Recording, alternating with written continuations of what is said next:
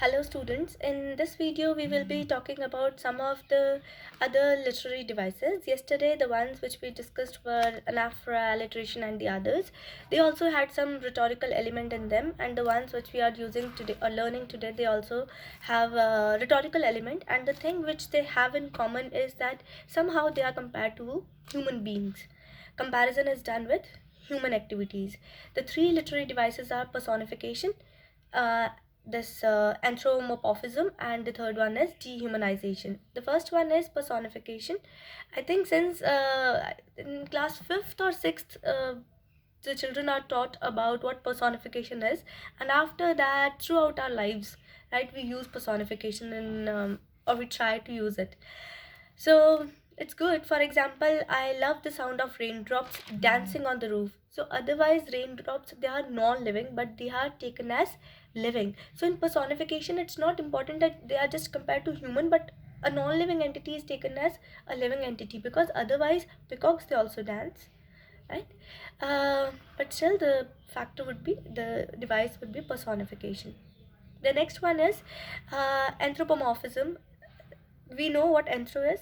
The meaning of the word anthro is mankind. I have taught this thing so many times in our in this IELTS class, and also in this in our college also. So please, right, so by knowing the word, you should be able to know the meaning also, but never mind, I'll be telling you. So anthropomorphism is when a human is compared to a non-human entity. Now there is a difference.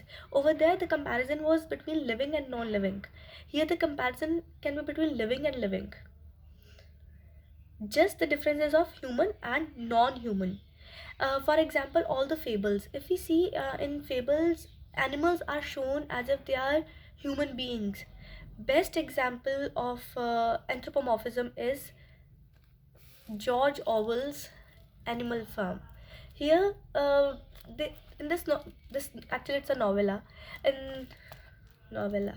right? So in this one, if you see that this pig is actually shown as Nazi. Its name is also Napoleon. So this, how they actually conspire.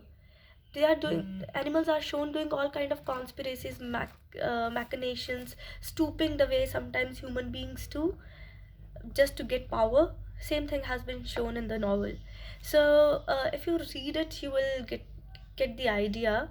So, and also once we'll resume our classes, and in case you are able to score full marks, I'll give away this book. That's my promise, right? So this is anthropomorphism, when uh, a non-human, or non-human entity behaves like a human being. The last one is dehumanization. Dehumanization is when we behave inhumanly with human beings.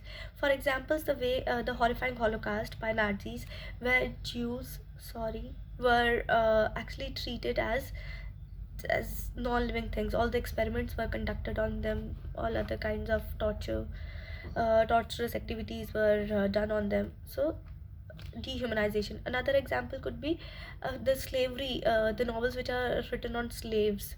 So over there also the element of dehumanization is there. So these are some of the some of the literary devices which you can implement. Keep reading, keep sharing. God bless.